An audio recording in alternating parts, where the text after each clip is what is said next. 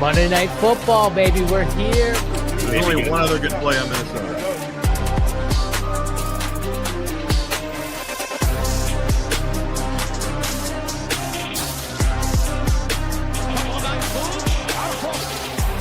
Touchdown in 46 seconds. Punches back. Touchdown.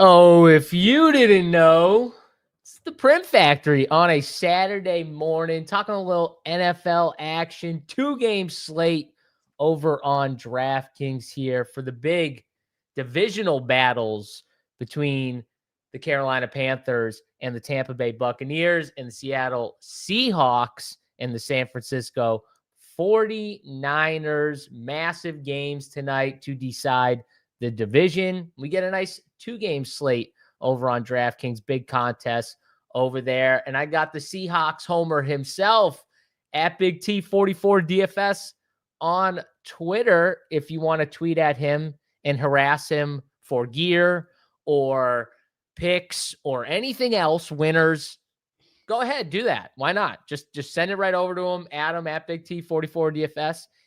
If you want to harass me, no, don't fucking harass me. Don't send me anything. I don't want you to harass me. I don't want you tweeting at me. Just go tweet at Big T. All right. Just look at him. He looks like Sam Darnold right now. I think that was the thing.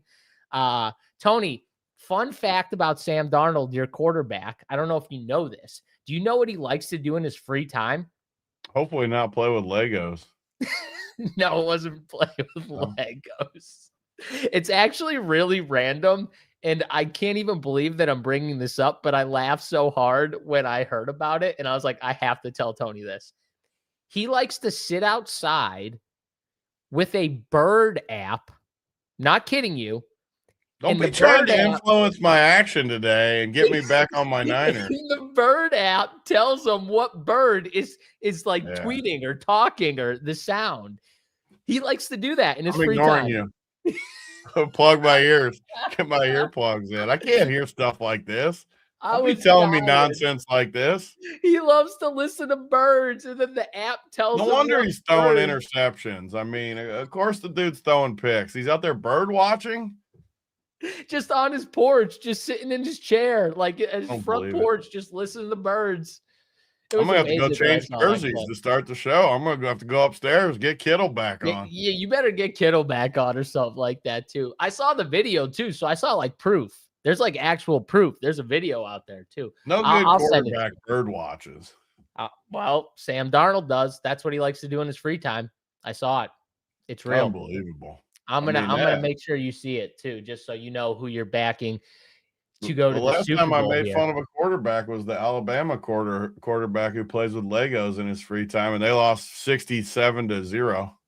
Plays with Legos in his free time. Yeah, it's like his hobby. He likes to play with Legos in his free time, and that didn't work out well for him. Now, and he loves to play with Legos. Kids are allowed to. You're allowed to play with Legos if you're a kid. You're just not if you're an Alabama quarterback. Oh, yeah. No, I agree 100%. What are you doing playing with Legos if you're an Alabama quarterback? I agree. I mean, you just ruined my whole day. We might as well shut the show off. I should do it like that one Sunday. Just hit end stream and we're just done. I can't talk about the Seahawks now if I got a bird watcher. You were all ready to anoint Sam Darnold, to jam him in DFS, to do everything. And now I can see it in your face. You're thinking twice. I really got you rattled. I figured it out. You know the way to rattle me is to tell me my quarterback bird watches. You think he's out there right now, like getting in the right frame of mind for the game, like bird watching in the back? Yeah, like listening to birds with the app. He like picks it up and like you're listening to like the police frequency, like where you're waiting for it to fly into the realm. He takes his phone. There's a bird app on his phone. He turns the bird app on. The app listens to the birds that are like talking or whatever, and then it tells him what the bird is, like which bird is making the sounds. I will send you the video. Yeah. Come back. Well, here we go, Tony. So at least you don't have to tell me that the Seahawks are going to win the Super Bowl for this show. You just have to tell me who's going to win the game tonight against your San Francisco 49ers, another team that you've always loved. So this will be interesting. The line has moved a little bit towards Seattle. It's now 2.5 on DraftKings.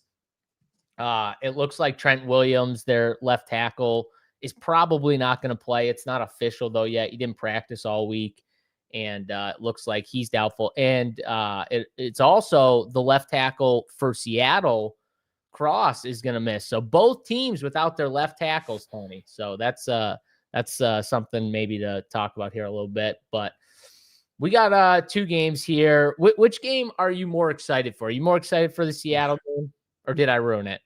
I mean, yeah, you did ruin it, but Thank I you. mean, Thank there's no way I'm more excited for Carolina, Tampa Bay, two just dustball teams, just 2 terrible teams. It is bad. Definitely the Seattle game. I think it's going to be a great game, and I think Seattle matches up like versus the Rams. I think it's somewhat even, but how they match up versus San Fran, I just think they match up perfect. San Fran can't stop the pass like they in Seattle. If you pressure Sam Darnold, let's face it, I love Seattle. If you pressure him though, he's so bad. If you let him stand back there, he can pick you a little bit. So unless he's bird watching, you got me scarred a little bit. But no.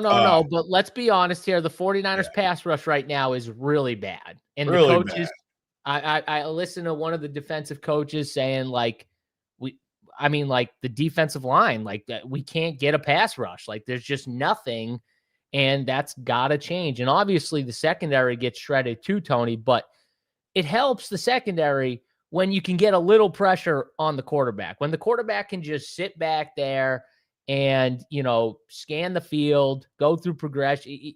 They're going to make plays eventually, like decent quarterbacks even. You don't have to be. And Sam Darnold, like you said, he's good enough to do that. Like that's what Sam Darnold loves, to face teams that don't have good pass rushes, right? Because he knows he'll be able to just sit back there and kind of pick them apart a little bit. So it is a good matchup for Sam Darnold. It is interesting though that they lost to this team in week 1. So San Francisco, San Francisco's still a tough out for any of these teams, in my opinion. But it is a good matchup for Sam Darnold. I do agree with you there. What about the Carolina game? Because obviously you're on Seattle, so I can figure that one out. But the Carolina Tampa Bay game, I think, is more interesting from a betting standpoint because, Carolina's already beat them once, and Tampa Bay's looked horrible, and you're giving me 3 points. I know it's on the road, and I know Bryce Young's not amazing, but the Tampa defense is terrible. The offenses look bad for Tampa. I kind of want to go with Carolina in this one, Tony. Can you talk me out of it? Can you talk me on to Tampa? Carolina just doesn't impress me either. These teams are bad. You got to pick one. You can't. You got to pick one at the end of the day. And just because this game means something doesn't mean like these teams are even remotely decent. Like these teams are bad. No, they're really bad teams.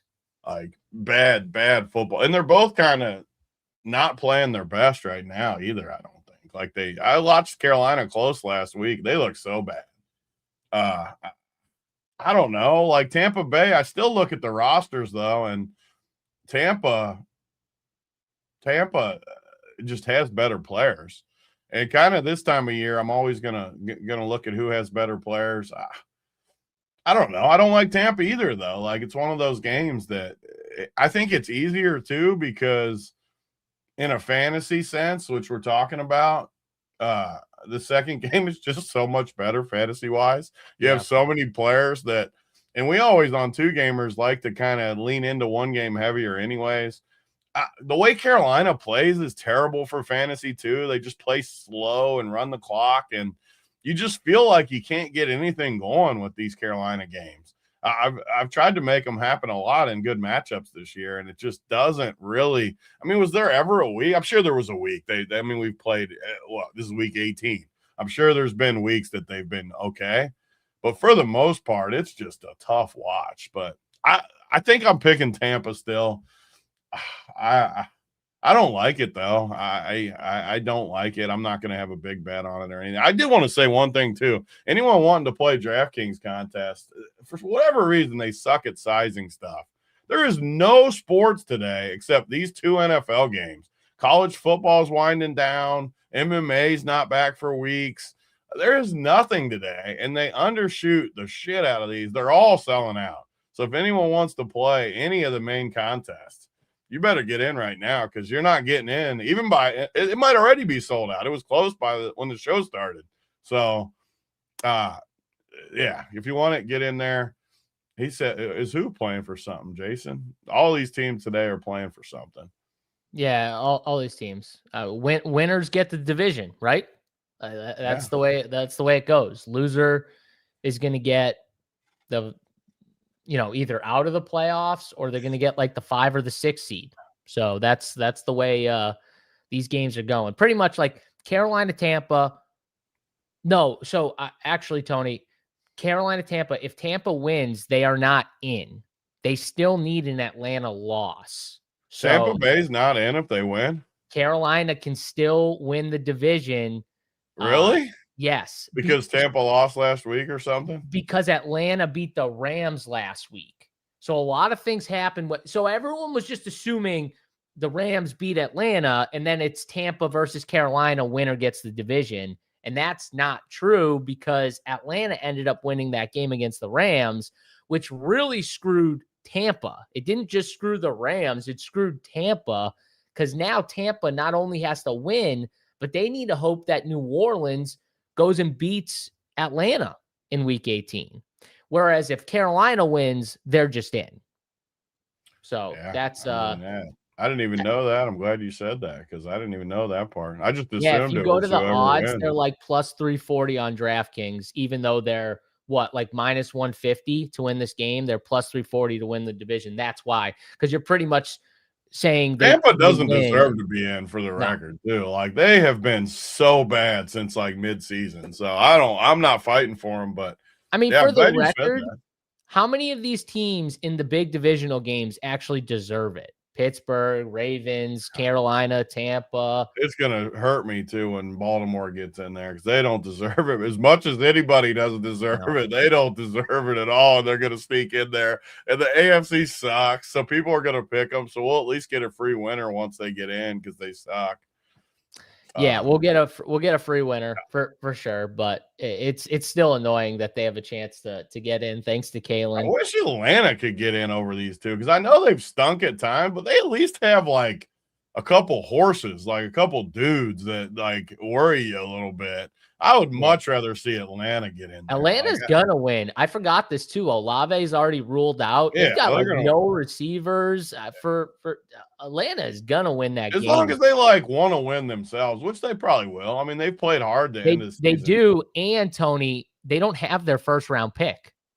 Yeah. So they're going to play they don't have the first round pick is that's another thing that screwed the Rams. They were going to get like a top 10 pick, a top 12 pick probably. And now Atlanta winning so Atlanta's like really sticking it to the Rams a little bit, but yeah, they're going to win. Tough to argue, K. Reed. Bijan he's really good. It's tough. I'd have a hard time just as far as pure football player. I'd have a hard time arguing that. By the way, it definitely helped him going and working out with CMC because you can even see it in his game. Like he's become a full blown like elite pass catcher. And if he learns from McCaffrey, he's more physically gifted than McCaffrey. McCaffrey's pretty gifted too, but Bijan is as good as it gets as far as all that stuff.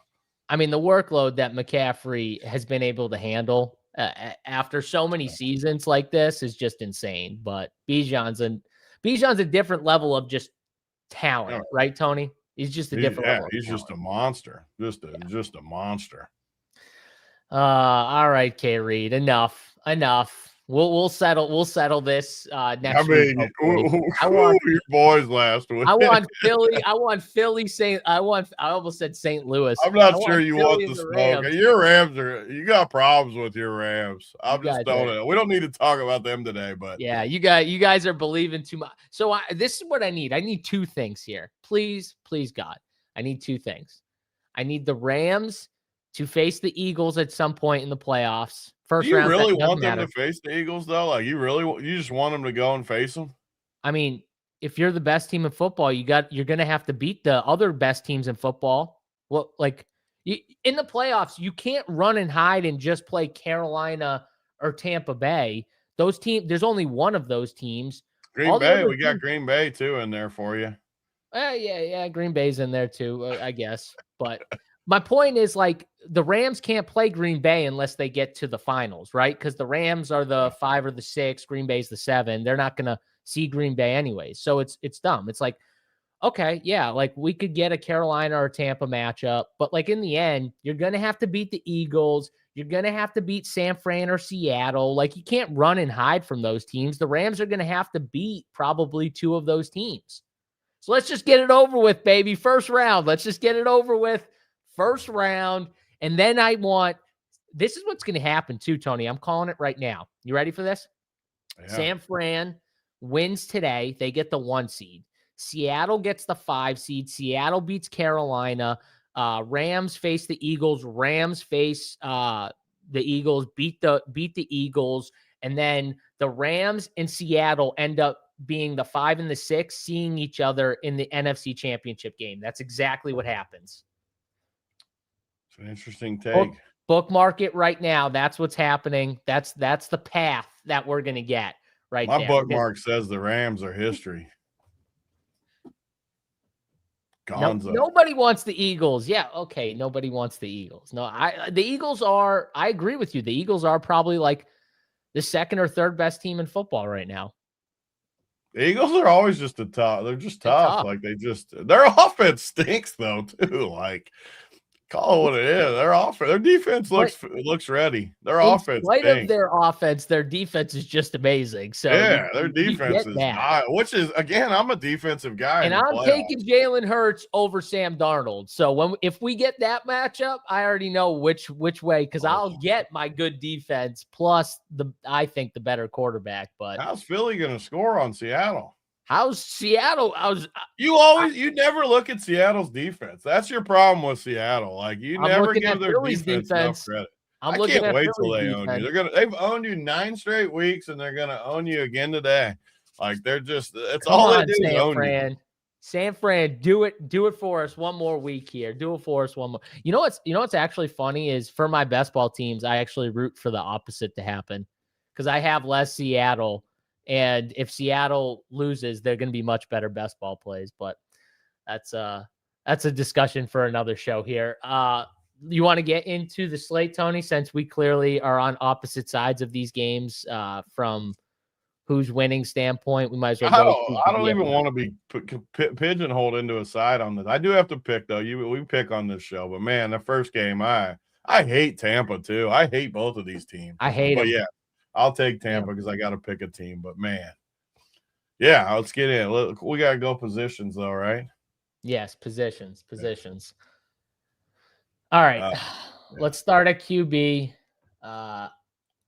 Tony, I already know. I think I know what your take's going to be here at QB. I assume that Sam Darnold is your QB1.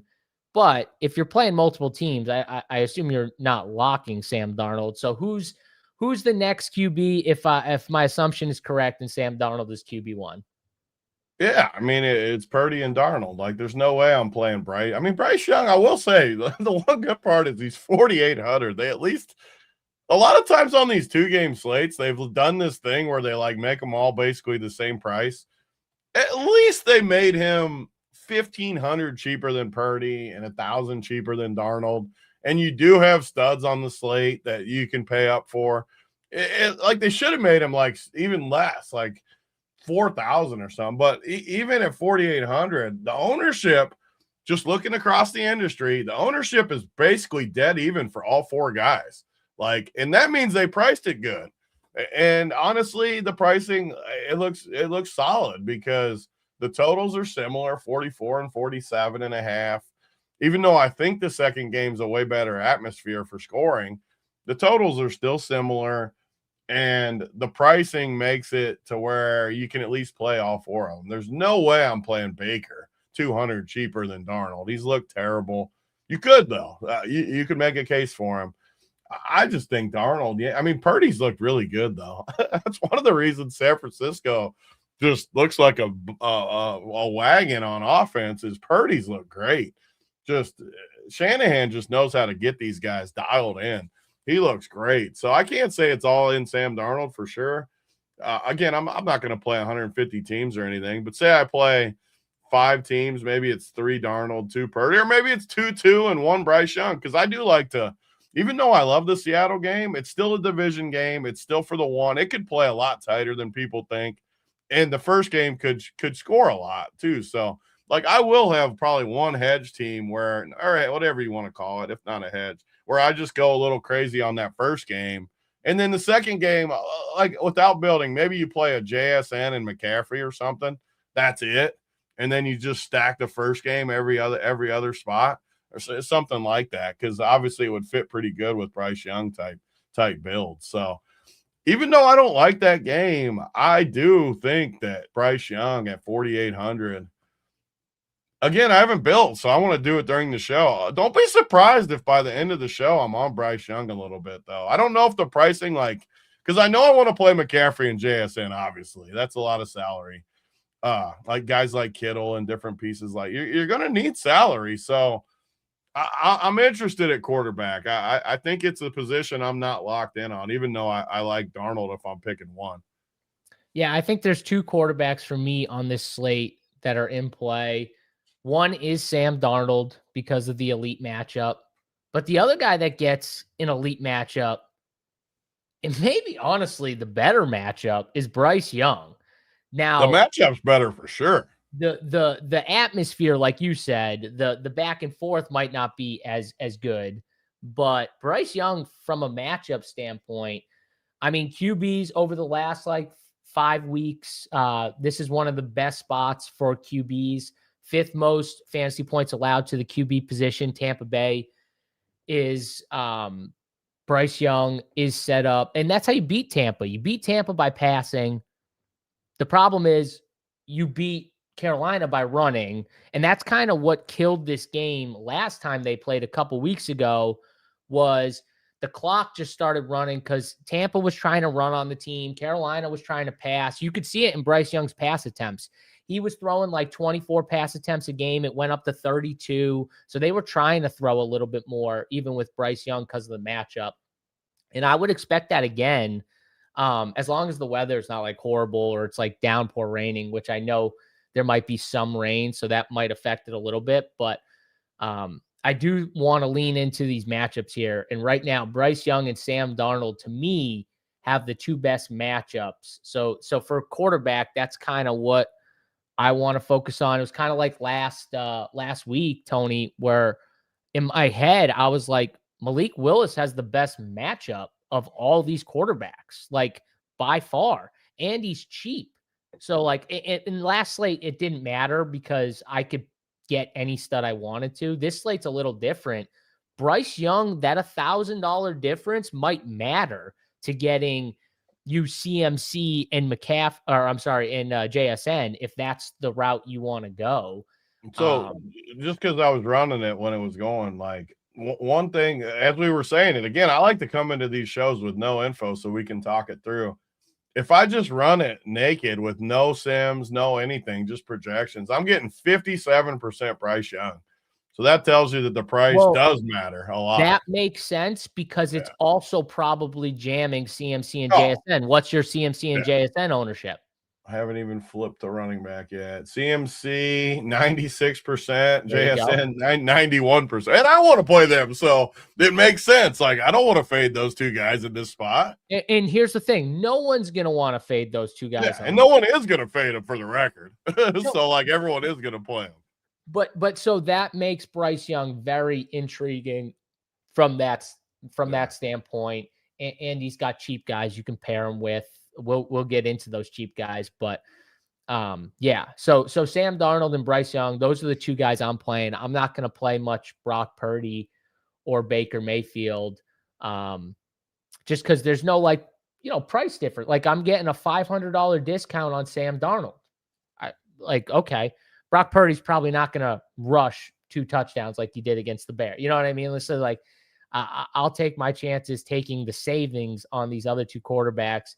And you can make the case Baker Mayfield's been as bad as any of these quarterbacks to date. Like even Bryce Young, you can make the case. I can make the case Bryce Young's been better than Baker, as crazy as that sound, the last like back end stretch of the season. So yeah, those are my two guys, Tony. Are you going to play any Baker or is it? No. Definitely no Baker. No. Yeah. I mean, I couldn't even really make a case for him. The only case at all is just that team that I was talking about where you're just going heavy on the first game. But I just couldn't. I just couldn't do it. I mean, if I wanted to jam the first game, though, I would play some Baker. Yeah, and he's been so bad. He's got to be injured.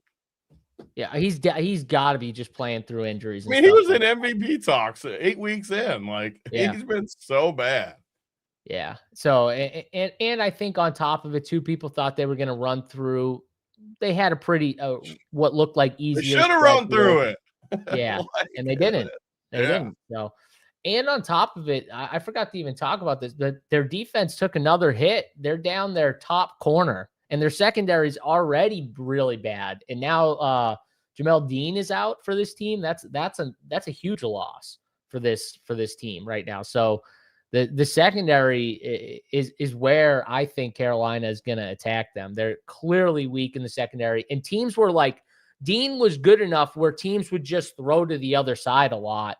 And now if he's off the field, Tony, that makes a difference. I think now it's going to be a lot. So I think Bryce Young's actually a pretty good play. Just even without if the pricing was all the same, like if he was the same as Baker, I still think I'd have him as my second favorite quarterback on the slate. The problem with Bryce Young, though, is like the pace they play, and just he's done nothing fantasy wise. Like the more we talk about it, and the more, this is why these shows are good for me. It just makes me think that other games even better, because people are going to play Bryce Young like more than they should, I think. And I just don't, even if Bryce Young's good, like what's his upside? You look at his game logs, he's only got like 2 games all year he had a 35 versus Atlanta and a 26 versus Arizona. We're like but this is for the division. I'm going to expect both these teams to be aggressive, which could it's still going to be the pace, though. You really think they're going to pace up? That's what I'm saying. It could kill the game, but it also could pace the game up. There's 2 ways for sure. It might. I liked him more than before I seen how much he hits on just normal builds, because that means he'll probably end up the highest owned quarterback, which is crazy to me. He might. I don't know. I think at the end of the day, it's going to get spread out a little. But people are still going to play Brock Purdy. Which they should. I mean, look at his last 3 weeks have been better than any week Bryce Young's had.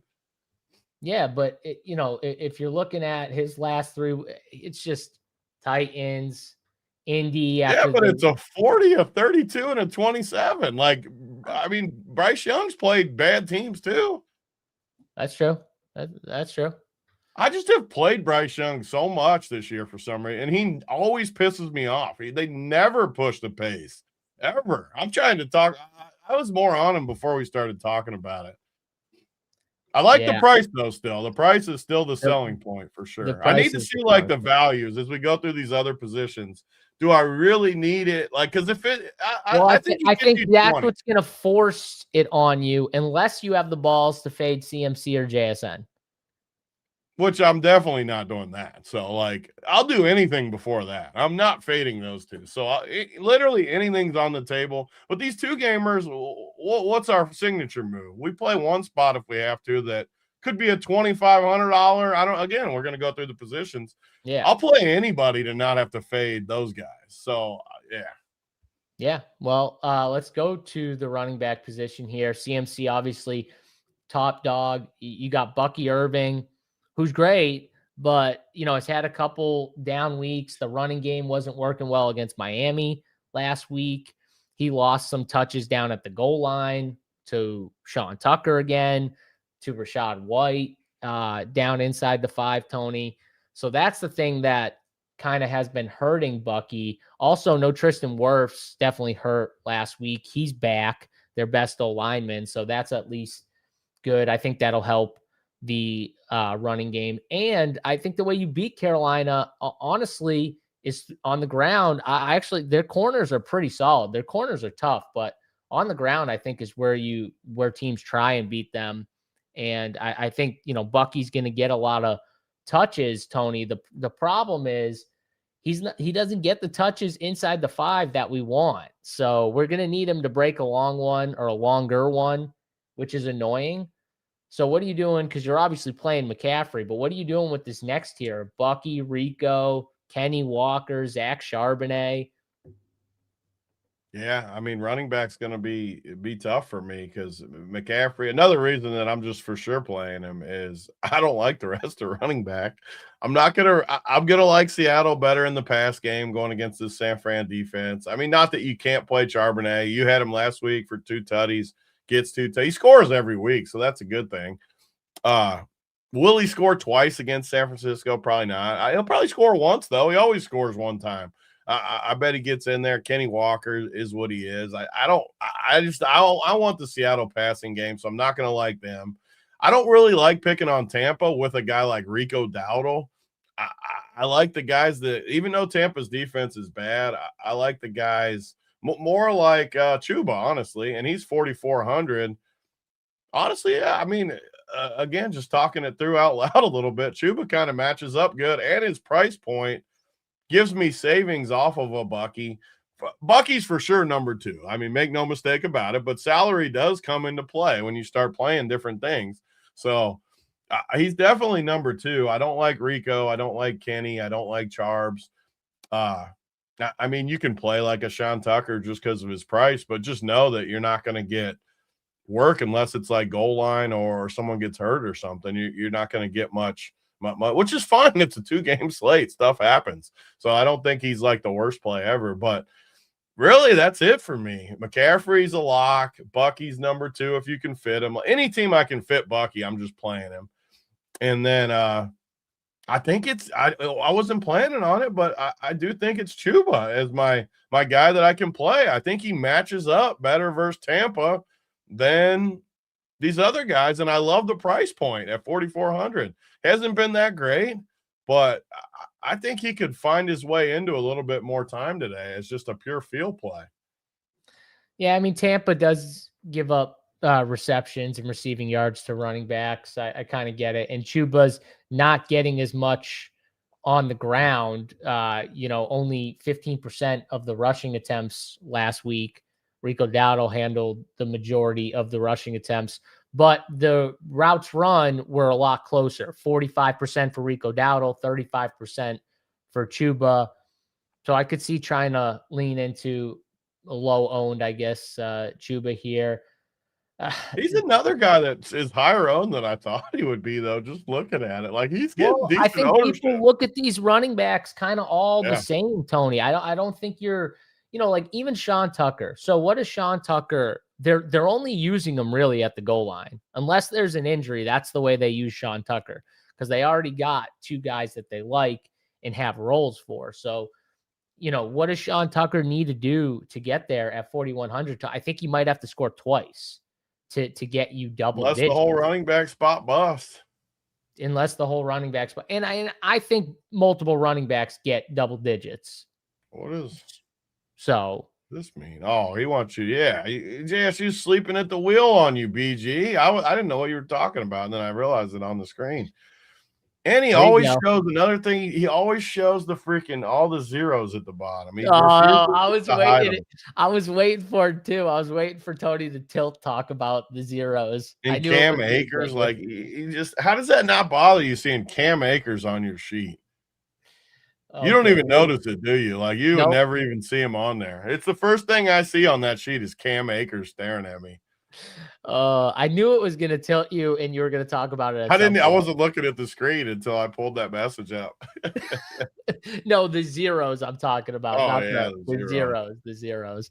I could see it. I was waiting for it. Chef Frank, you can definitely on a 2-game slate. I love doing weird shit like this. Yeah. So I kind of like that. Like if you wanted to play like a Walker Charbonnet combo, or something like that with Bryce Young, I think that makes sense. And that's the way to kind of build, I feel like. So, I do think that like outside of McCaffrey, Bucky, Rico are the two best plays. The thing that drives me nuts about Kenny Walker is like, in Zach Charbonnet, is I feel like Kenny Walker should at least dominate like one part of the run game, and he doesn't. Like Charbonnet owned him on both the routes run somehow and the rushing, which is just weird to me. I don't understand it, but every week it happens, Tony. And at some point, when do we just say this is the way it is? Like, I don't know. So Zach Charbonnet's got the best chance, I guess, of getting you that short yardage touchdown, and he's still getting more touches than Kenny Walker. That it's just a weird dynamic, but I guess I got to lean into Charbonnet a little bit unless we get the ownership discount. But I think their projections the same, their ownership's the same, their price is the same. That's what I'm saying. I'm not getting an ownership discount like on Kenny. I think Kenny Walker's got more big play upside. Charbonnet's got more touchdown upside. I literally think I know you won't agree with this, but I literally think they're like the exact same play where you just got to get lucky. Walker, you need him to break one like he did the 1 week. Charbonnet, that's why I don't think they're the same play, because Charbonnet at least has like prime like goal line opportunity when they get down in there. And Tony, we know they're going to move the football against the San Fran defense. Like that's going to happen. So there's going to be a lot of the same though. Like how could they not be the same if their average points is the same, their price is the same, their projections the same, their ownership's the same? How can one be that much better of a play? I didn't say that much better. I just said in my mind that's the tiebreaker. So that's your tiebreaker, which is fine. I agree. Like, you're picking one, which I like because you need people to pick one between the two. Right. Unless I play them both in a Bryce Young build, which I think is you can do. I don't like these running backs, but I love doing stuff like that on 2-game slates. Just like Bucky and Tucker too. Like I like stuff like that. Rico and Chuba. I love builds like because it gets you different. Exactly. And all you really need on 2 gamers. I mean, what if both games are low scoring? Why can't that happen? They both have a lot of meaning. 1 touchdown for both running backs could be enough. You don't need massive upside on 2-game slates. Sometimes you do if there's a lot of scoring, but who says these games can't be low scoring? We don't know this is going to be a high score. It probably will be a low scoring slate. It probably will be, but obviously we all agree. I think we'd agree that if one game is high scoring and one game's low scoring, which game you going with? Yeah, I mean 100%. Exactly. So, honestly, best ball for Big T is almost always a no. That today. I will do something with him. I'll get Big T on because he actually does secretly like the playoff best ball format. This week I'll go on. It ain't gonna be here today though. Yeah, not today. We'll get one. We'll get one this week though for sure because we'll have plenty of time to get one on there. So we'll let him draft some Seattle on those teams. I might not draft. I might surprise you if Seattle gets the 1. I'm not drafting them. That's why I don't like drafting the bye teams.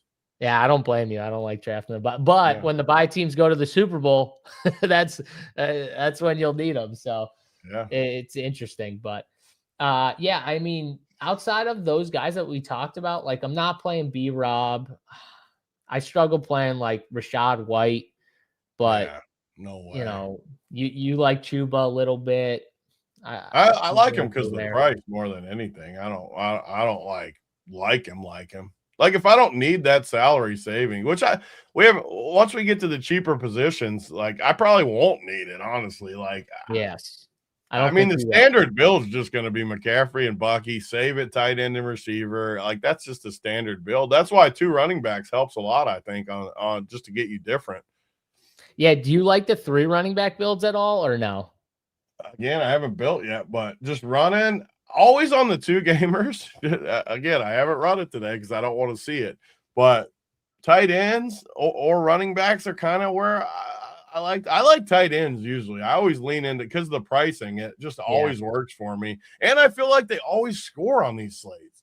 They just always do. They always, I don't know if it's because like the game plan's more condensed and they really want to like run their best stuff, but tight ends always score. All right. So you're telling us to take George Kittle, AJ Barner in a cheap Carolina tight end for a touchdown today. That's what you're telling us. Probably. Yeah. That's probably is something I'd be interested in. I like that. All right. Let's go to wide receiver here, though. JSN, Mike Evans, Ted McMillan. You got the San Francisco guys, Jennings, Ricky Pearsall's questionable. Tampa's got like friggin' 4 or 5 receivers that they're playing right now, Tony. It does kind of make things tougher with Tampa, but I did like the usage from Mike Evans last game. The game against Carolina, if you watch that game, what they were doing with Mike Evans 2 weeks ago was they were pretty much playing Mike Evans inside the 20-yard line primarily, and they were playing their other receivers when they would like start drives. They would play like Tez and Jalen McMillan and Ibuka. And then when they get like kind of closer to the scoring, then they'd bring Big Mike in. Last week, they did not do that. Mike Evans ran the most routes by far, 39 routes, almost 80% of the routes run for the receivers. Chris Godwin and Cade Otton were second, tied with 74%.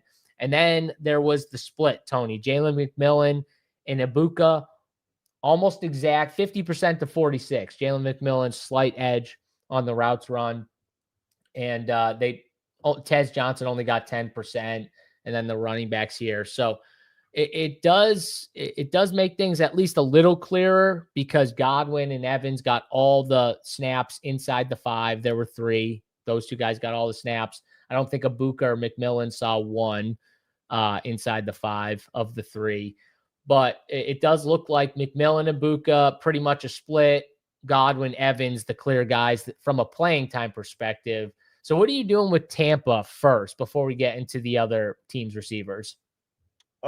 Yeah, I mean, Tampa has a talented group for sure. It's just a lot what you said. They just play a lot of guys, and they all have at least something wrong with them where it's tough to lean into any of them. I mean, Mike Evans, I keep wanting him to like just pop off, but his price is even pretty high too compared to a lot of the other mid-range guys on the slate.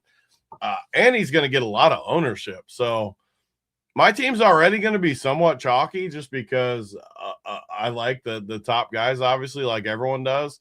So I don't really want to lean into like a Mike Evans chalky 45% owned type play. That's just more ownership for me. So I would rather lean into a lot of the unknowns with Tampa where Godwin could just grind his way to a two-game optimal where he gets like a 7 for 46 type line where he gets 13 points or something, 12 points. That could be good enough. McMillan, I thought he looked really good 2 weeks ago. Last week, no, I didn't see him as much, but he's talented. Like I want to bet on talent. He's 10% owned. I could definitely make a case for like a Jalen McMillan. I can't see myself going. Ibuka's just looked bad to me. I don't want to pay $5,200 for him. Tez is $3K at least, but I'm not going to play him. So really it's just Godwin if I want to play it safe on like a different team, and then McMillan for like low owned upside. I like McMillan a lot. Which one, Tet or Jalen? Jalen. You told me Tampa. I'm following my instructions. Okay. I'm doing what I was told. I didn't move on to Tampa yet. Okay. Now I like McMillan. We can play McMillan and McMillan though. We can go with the double McMillan. I'm with you. I like McMillan here. My issue with Mike Evans is I think he probably scores today, Tony, because they love to throw him. I mean, in this matchup, literally last time they threw him like 3 jump balls, one of which was a touch. They love throwing them. Baker just loves throwing them those 50-50 balls at the goal line for, so he probably does score. I like him to score, like betting him to score, but I kind of agree with like the ownership and maybe leaning into a Chris Godwin, like a chain mover type play, or Jalen McMillan, who's going to be low owned. I think one rule, though, for my teams might be I only want one Tampa receiver on my teams. Might be a rule that I make, though. I don't know if I want the double Tampa receiver here, but maybe with Bryce Young builds, maybe I could sell myself on it. But the Tampa receivers, though, that like Ibuka is definitely the last guy. It's just a question of, do I like Godwin or McMillan as like a low owned play? But they both look kind of low owned, so I probably lean more into Godwin just because he's not really tracking that much ownership either, and he's going to play more. And way safer. I think Godwin's for sure the safest. I mean, by a lot. I think he's like significantly the best, like just safe value. Yeah, I just think McMillan has a little more like upside, like for the big play. Definitely more talented and upside for sure. Yeah. So I like that. The other side of that game, the Carolina side, though, you were talking about Tet McMillan for a second there, and I held you back a little bit. Do you want to go into Carolina? Because he looks like he's going to be popping a lot today, 43%. I mean, Mike Evans or Tet McMillan, Tony? I kind of think you just don't play either one of them. And these are the things. So people always tell me this stuff in college. Like, they're always like, your team's so chalky. And then I explain to them a lot of the stuff I do that ends up where it's not as chalky as it seems. Like, I think you just get off plays like Tet and Mike Evans. Both, if they're both like in any area of 50%, I just don't see it. And the way the receivers are projected, where you have JSN so high and then Evans and Tet, like the only ones in that mid-range, like projection-wise, everyone's just going to play those guys. And are they the most like upside touchdown talent type guys? Yes, absolutely they are. But if you fade both of those guys, I mean, what percentage of teams are playing one of the two? Like 80+%, probably 70-80%. And I just don't think they're that much better than Jawan Jennings and Pearsall and Godwin and Shaheed and Jalen McMillan and all I don't think they're that much better than all these guys that are cheaper. So, yeah, I mean, that's what we do on this show. We drop them. We drop them on the table. I think I'm kind of off of Evans and Tet McMillan. Yeah, I just don't like that first game. The more I look at it, the more Carolina games stink. They stink. Yeah, and on top of it, I think it's going to bring you lower on those guys naturally if you're just jamming CMC and JSN. Because if you're jamming CMC and JSN, you're probably going to get lower on like the mid-tier 6K type plays. So I think it's going to naturally fit your builds anyway, so that you're probably not going to get a lot of them. If I were to like have to choose though between Tet and Mike Evans, I think the only reason why I would lean probably Tet is because Tampa's got way more options. Like Carolina, not as many options. Tet is the clear like alpha. Even though I do like Jalen Coker, who's cheap, and we'll get to him in a sec, but that's why I would probably lean the Tet side if you make me choose between the two there. But Jalen Coker at 4,300, right above Jalen McMillan, Tony. He's the guy I actually like, playing almost as much as Tet. It's clear to me it's those two guys. Had a decent game. What was it, against New Orleans? And honestly, I thought he had a chance to have a big game against Tampa, but he's in another good spot here, and I really like Jalen Coker. So he's probably a guy I'm going to be over on at 23% at 4,300. You can sell me on. I want to be sold on plays like this. So these are the plays I want, because I don't want to be chalky at every single spot. So I want to get off. And 20% is not chalky on a 2-game slate. No. So like I want plays like this, and I want plays in this game that aren't named Mike Evans, Tet McMillan, Bucky Irving. Like I want, because you can't just play everybody in one game. Even if you like that game more, you still need to put a couple pieces in the first game, unless you think it just totally shoots out the second game or something. Yeah, but I think that's the way you kind of build for these slates. At least the way I want to build is I want to get over on one game and under on one team for sure on the other game. For sure. So like I had a good team in the 150 3 max or 5 max, whatever it was last week. And it was pretty much heavy the night game, but it had 2 Chargers with Nico Collins because there was like no one to spend up for. And it ended up coming in second because pretty much like an overstack with one heavier on one team. It was just the right 2 guys.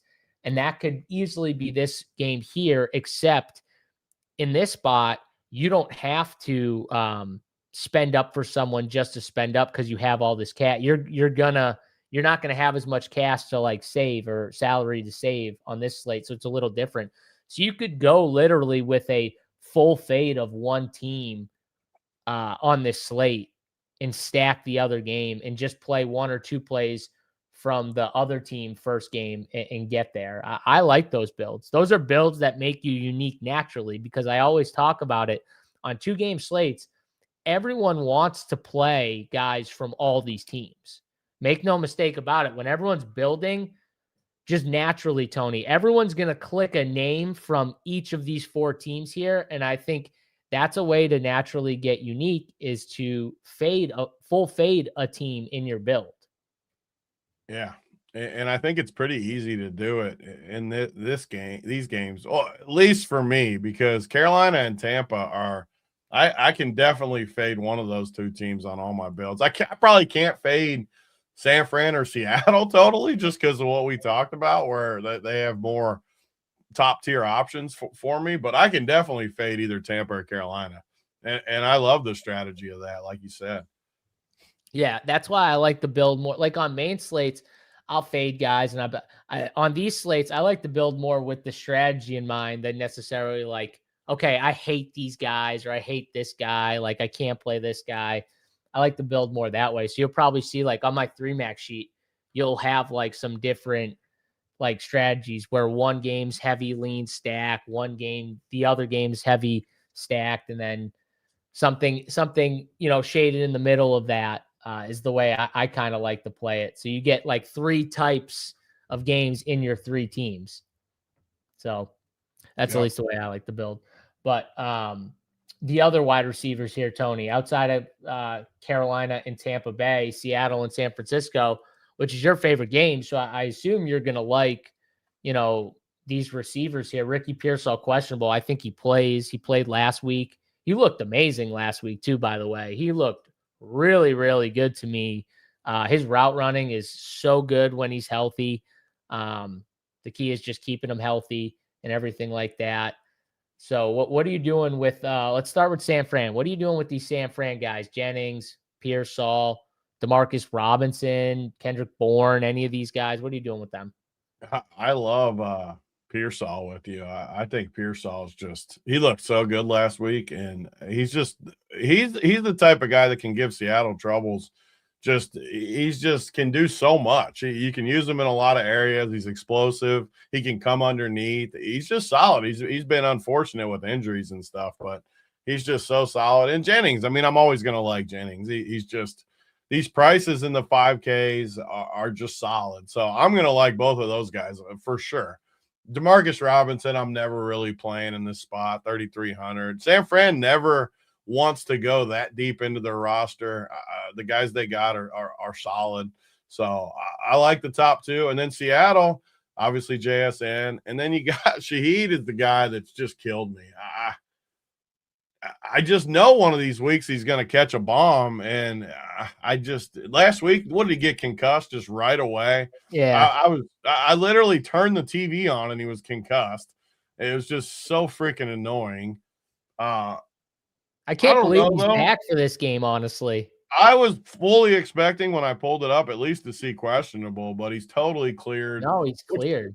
Yeah, like totally cleared, and it just means that last week was even more annoying. I like Cooper Kupp, though.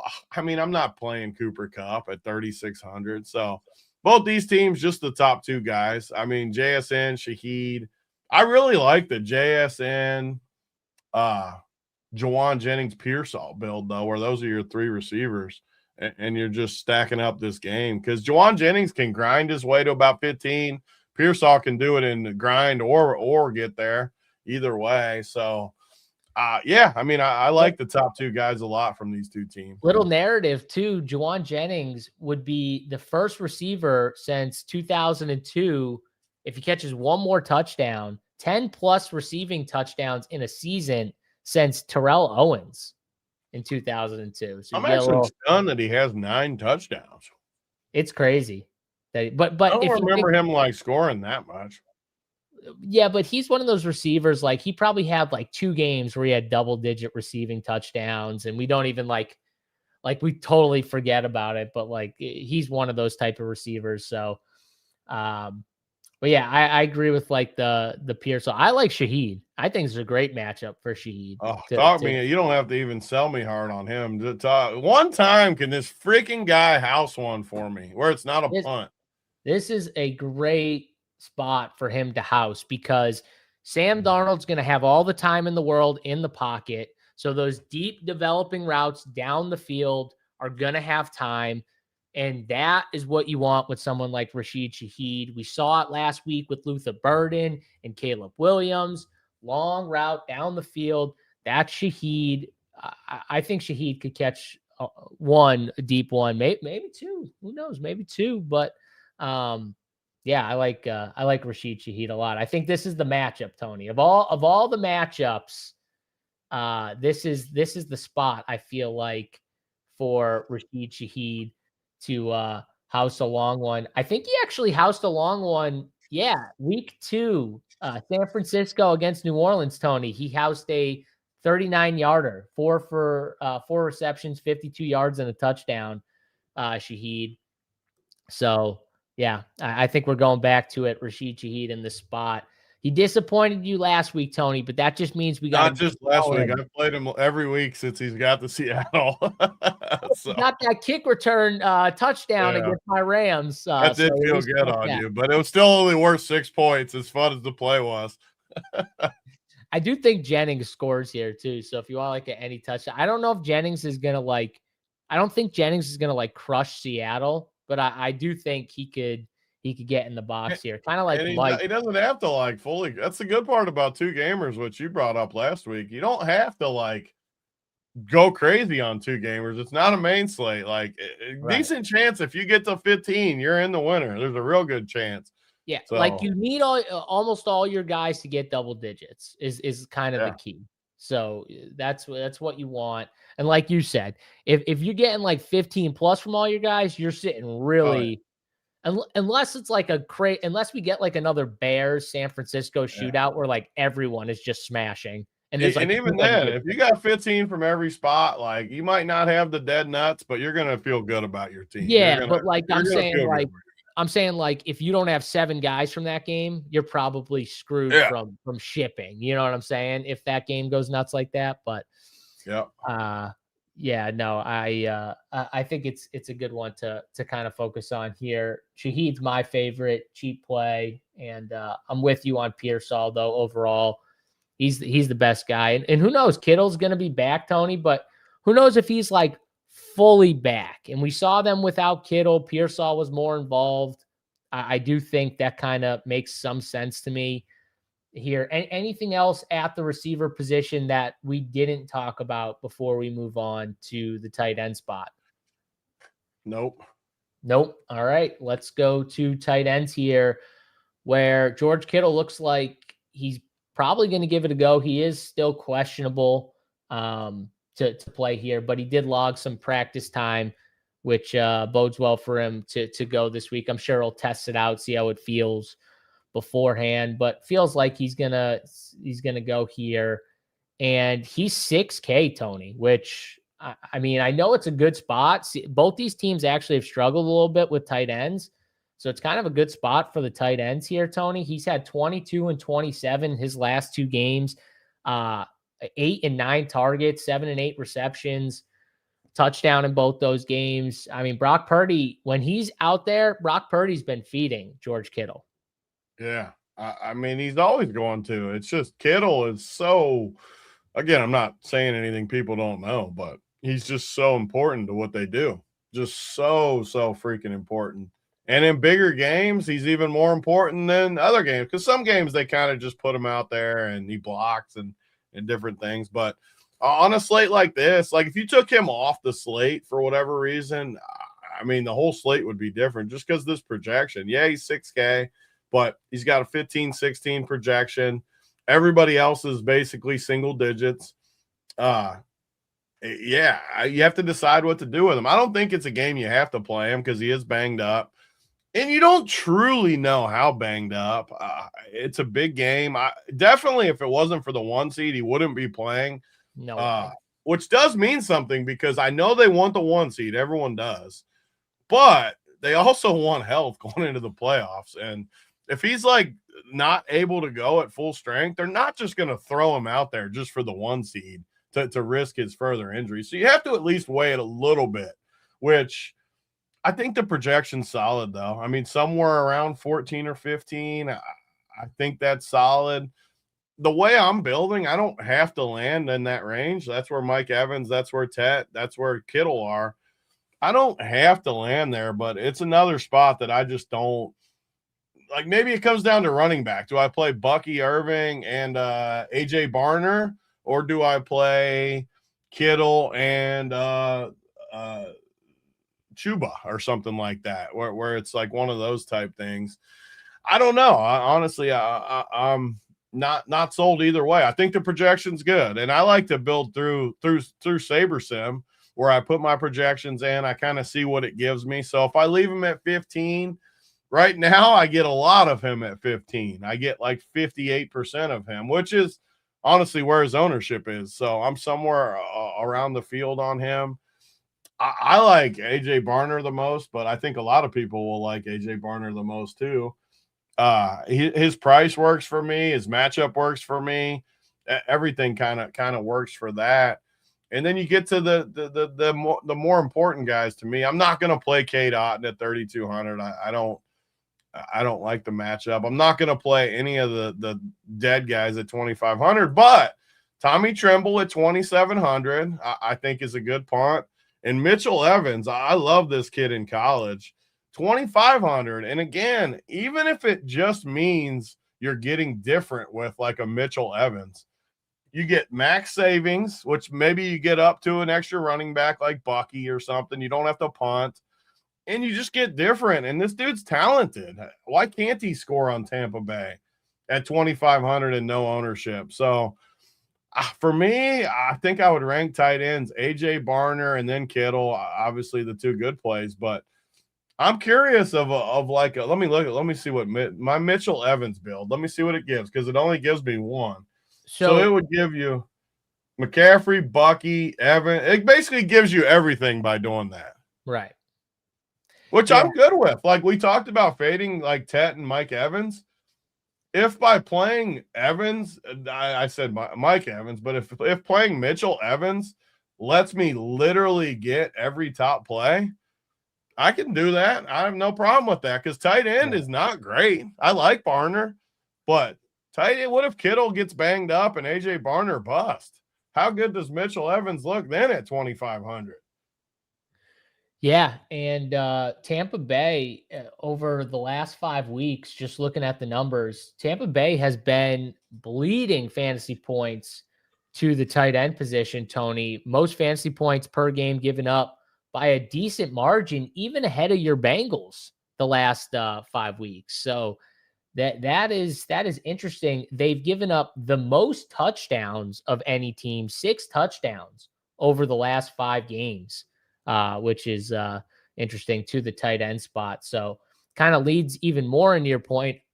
I know Carolina doesn't feature their tight ends as much, but man, these price tags are so cheap. And this is one of my take where it's like, I think one of my biggest takes, and I know I said I try not to like fade too many guys on a 2-gamer because it's more about the strategy and the build, but I think I'm going to probably fade George Kittle on this slate and lean into these cheaper tight ends just because we've got JSN and CMC on the slate. So it's not a slate where I have all this money left over, so I think spending down at tight end is going to mean something. And if George Kittle does decent, but one of these tight ends, like AJ Barner gets 15, you're going to be minted. You know what I mean? So and if Tommy Tremble or Mitchell Evans does something, those double tight end builds are gonna be very live. So I like it. I think the 3 tight ends I'm looking at are Barner, Tremble, and Evans. Those are the 3 guys that I'm going to play on this slate just because of the price tags and the matchups and what it gets me here on this slate. And I think I'm also okay with playing like Pearsall or Jennings. So that makes me even more okay with kind of leaning in. And I'm going to want CMC because out of all the guys on the slate, I think CMC is the first guy in my lineup just because of the position at running back I by far hate the most. I could play, I could get lucky with 3 wide receivers that get me 15 to 20, and somehow JSN only has like 18 and doesn't get in the box and doesn't smash, and we get there. But like CMC, man, his floor is just so high at running back, and these other running backs below him are just way below him. So that's why for me, he's the first guy going in my lineups. But yeah, tight end I think is pretty cut and dry. I want to focus on that team. And San Francisco, Tony, in my numbers, they're 9th most fantasy points given up per game the last five games or so. So a solid matchup for Barner as well. So I'm going to lean into these matchups here. Is there anyone else outside of the 3 cheapies that I just talked about and you kind of talked about? You're probably not playing Cade Otton. I'm not. Anyone else you can kind of talk yourself into, or is that it? I didn't hear your 3, but Barner, Tremble, and Evans. Yeah, those are the 3. I'm playing Kittle too, but yeah, those 3 and Kittle. Yeah, those are the 3 I'm playing. So yeah, those are the 3 I'm playing. I like I honestly wish there was one more stud on the slate that I like whoever. Yeah, because then you could do your double tight end cheapie and then jam it in, which I think you just play it anyway. Still might be the winner to be unique though, in like a $25. Like it is. You just got to leave salary with it though. Don't go up to like Mike Evans just because you can. Stay in like the Ricky Pearsall. Like don't go up. That's the key to being unique. By the way, too, Mike Evans, these corners for Carolina, they're super physical corners. They like to hold. And when there's like jump balls, they're going to draw penalties. They do not want, like Mike Evans is going to have to make really tough catches to burn you on this slate or catch 2 short 50-50 balls. And there's still 50-50 balls at the end of the day, Tony. So I think that's how Mike Evans beats you on this slate, which he could do. But I'm just saying, like, it's tougher. And like, could Jalen McMillan be the guy who houses a long one? And that's the guy you need, and it's over Mike Evans. And that's you leave. What would that leave? Like 2K on the table? Those are the builds where you just solo ship. Yep. So, all right, defense here. Our strategy last week worked out for me, at least. I played the Ravens defense. They did just enough to help me get it done, even with Malik on my teams. What's funny about the slate, though, Tony, is I think the clear 2 best defenses are the 2 cheap ones. Seattle and Carolina are the clear, I think, 2 best defenses. So what are you doing with these defenses here? Yeah, I mean, I agree with you. I'm kind of working backwards forward where the Panthers, I kind of think, are the best. The Seahawks are clearly the best defense, but they're going against a really good offense that is tough to play against. The Niners are tough to play against. So, Panthers. I'm definitely not playing the Niners, even against Sam Darnold. Their defense is so bad. And the Bucs defense is bad. I agree with you. I agree. I want to play just those 2, and it works with the salaries too. They're the 2 cheap ones. I'll project. Like, who would you play? I guess I'd play the Seahawks over the Panthers if it was just the 100. The 100 might not matter. It's super close for me though. It kind of depends on my roster construction, but I don't know if I can project Carolina over Seattle straight up. Maybe I think you could. I think you could. I like it. Seattle still to me is the best, but Carolina, they do create turnovers. They do a pretty good job of creating some turnovers and stuff like that. So out of the two bad defenses that are more expensive, Tony, which one do you want to lean into more? Do you want to lean into attacking Bryce Young or attacking Sam Darnold? There's no way I'm playing San Francisco's defense. They are so bad. I mean, Tampa's defense is really. I know it's really bad, but I don't think it's as bad as San Fran's. Like, dude, I think your numbers 3 weeks ago had it the worst defense. I know they've been decent though. Like, I can't play Tampa. Dude, they just lost their top corner. It doesn't matter anyways, because your point though, like these other two are the cheap ones, and I like them better, so I don't need to play these other two. I'm just not. I'm just not playing. There's no way I'm playing San Francisco against Seattle. There's just no way. It is Sam Darnold though, so I think I would, if I had to choose, I would play the 49ers just because the way Sam Darnold completely nukes is an early pick six fumble mistake. And we've seen it happen, dude. We saw it with Brock Purdy, and it set up Brock Purdy for the nuts, right? Brock Purdy threw the pick six, Tony, right off the bat in that Bears game. And what happened in that Bears game after? Brock Purdy goes for fucking 40. He's pumping on people. He's running touchdowns in. I mean, he fucking two touchdowns. I wonder what 2 touchdowns for Brock Purdy paid out last week. Had to be like 100-1, right? Yeah, I mean, I'm sure it did. So you're starting to sell me on our old strategy of I might have just come full circle and been like, why can't I play San Francisco with Sam Darnold? Well, that's how I can be different. That's what I'm saying. You do is you place it. You just never know what happens too. Like you just never know. Like complete mistakes, and just one mistake, and that's all we need in this game. And it sets Sam Darnold up for success in DFS. So it works both ways. Yeah, I do like the idea of it, but the problem too is what? Let's go. Yeah, you're on board. The problem too though is salary though. Like I know it's not that big a difference, but just running like my teams it's 29, 27, 26. Like it matters with my builds though, as crazy as it sounds. Like I don't have an extra couple hundred on the one that I have in there right now. But figure it out there, big guy. Figure it out.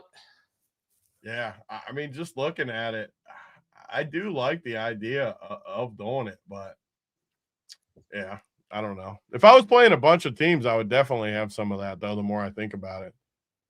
Well, I'm going to play 3 or 4 teams, and I'm going to have at least one build where I have that. All right, that's it. That's the full slate here. We broke it down as best we could. Tony, you want to do antis real quick? Yeah, we basically we spoiled it a little bit with the antis, but we can make it official. Make it official here, Tony. I'm saying Mike Evans for mine, okay. So yeah. I'll go Mr. George Kittle. There you go. I like that. I like that. Even though I can't believe Cooper Kupp is projecting for 35% ownership. It's just because the price, though. Like he's just so cheap. I mean, like. And if you're playing Sam Darnold, you probably should have him like in your pool. I don't like Cooper Kupp at all, and just playing with the Saber since we've been going, I don't have him projected even good, like at all. I got him lower than popping.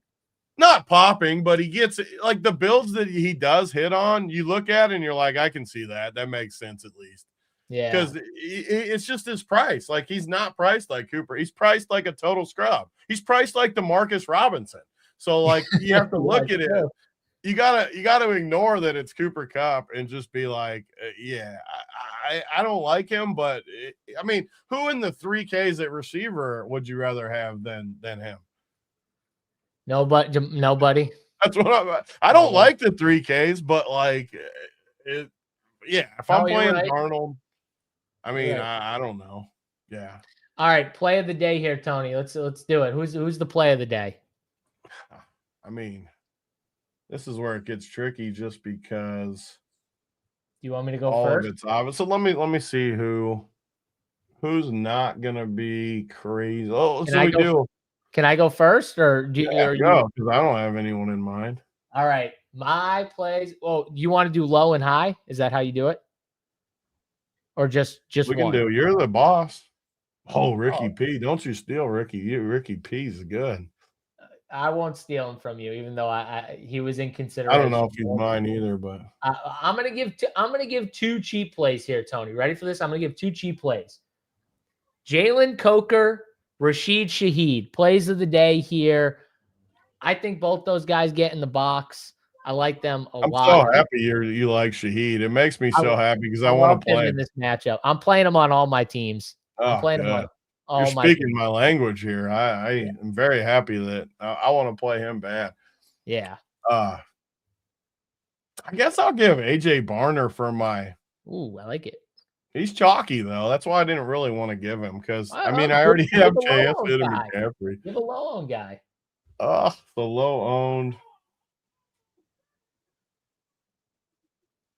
I don't know if this guy's going to be on my main team, but let's go Tommy Tremble or Mitchell Evans. I want to say Mitchell Evans, but Tommy Tremble's only 200 more.